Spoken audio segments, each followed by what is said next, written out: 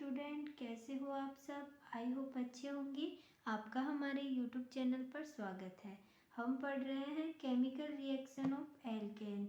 आज हम chemical reaction of alkene के अंदर एक नई रिएक्शन कंबक्शन रिएक्शन यानी दहन रिएक्शन के बारे में पढ़ेंगे। तो लेट हम स्टार्ट करते हैं।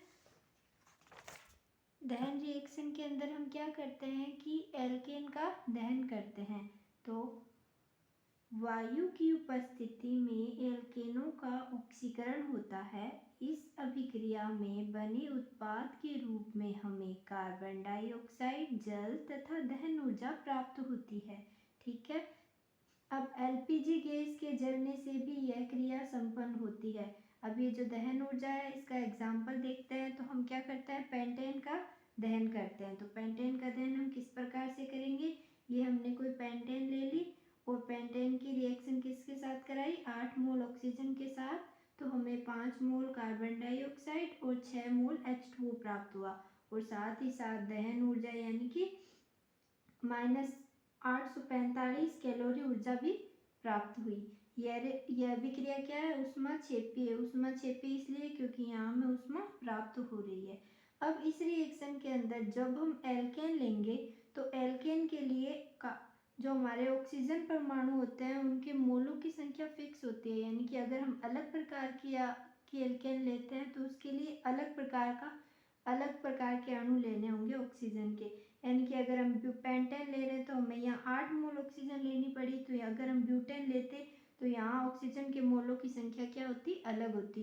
तो इसे हमें याद रखने के लिए फॉर्मूला दिया है कि ये फॉर्मूला है CXHY। यहाँ X क्या है, कार्बन के परमाणुओं की संख्या है और Y हाइड्रोजन के परमाणुओं की संख्या है। तो अगर को हमारी एल्केन है वो X कार्बन की एल्केन है तो इसमें ऑक्सीजन परमाणु कितने लेने होंगे, X + Y/4 लेंगे तो हमें X mole carbon dioxide + Y/2 मोल H2O प्राप्त होगा।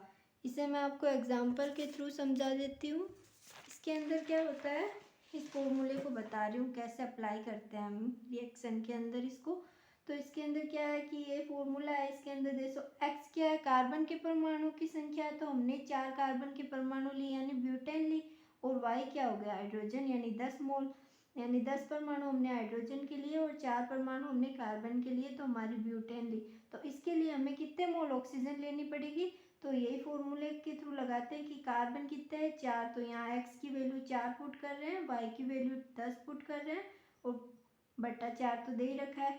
तो इसको जब हम सोल्व करेंगे ना तो हमारा टोटल आएगा 13/2 ऑक्सीजन के मोल आएंगे। यानी 4.5 मोल ऑक्सीजन लेनी होगी जब हम ब्यूटेन की रिएक्शन कराएंगे। अगर हमें ब्यूटेन की रिएक्शन करानी है, ब्यूटेन का हमें दहन कराना है तो हमें कितने मोल ऑक्सीजन के परमाणु की आवश्यकता होगी, 4.5 मोल ऑक्सीजन परमाणु की आवश्यकता होगी। तो जब हम ब्यूटेन की रिएक्शन 4.5 मोल ऑक्सीजन के परमाणु के साथ करवाते हैं तो हमें 4 मोल कार्बन डाइऑक्साइड और 5 मोल H2O प्राप्त होता है। ये फॉर्मूला अगर आपको इजी नहीं लग रहा है तो दूसरा फॉर्मूला है, इसके थ्रू इस फॉर्मूले को भी आप अप्लाई कर सकते हैं। इसके अंदर क्या है कि ये जो हमारी एल्केन है ये एल्केन का नॉर्मल फॉर्मूला होता है। ठीक है, ये आपको मैंने पहले भी बताया। इसके अंदर भी हम यही कर रहे हैं, एन की वैल्यू 4 रख रहे हैं और यहाँ भी एन की वैल्यू 4 रखी तो एच की वैल्यू कितनी आ गई, टोटल कितनी आ गई, 10 आ गई। यही एन की वैल्यू हमने क्या रखी, 4 रखी। तो 13 ऑक्सीजन के परमाणु मोल पर ऑक्सीजन के परमाणु हो गए और 8 मोल कार्बन डाइऑक्साइड और 10 मोल H2O मिला।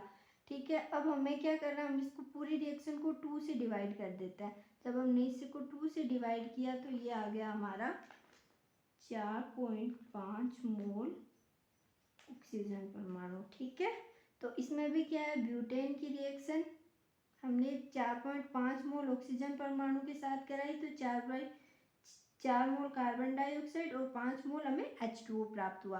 तो ये दोनों ही फॉर्मूले सही है और हम दोनों फॉर्मूलों का यूज करते हुए रिएक्शन लिख सकते हैं। तो आई होप आपको ये दहन रिएक्शन एल्केन का दहन करना समझ आया होगा। अगर आपको समझ आया तो प्लीज़ इस हमारे वीडियो को लाइक कीजिए, ज़्यादा से ज़्यादा इसे शेयर कीजिए और हमारे चैनल को सब्सक्राइब कीजिए। Thank you for my watching video.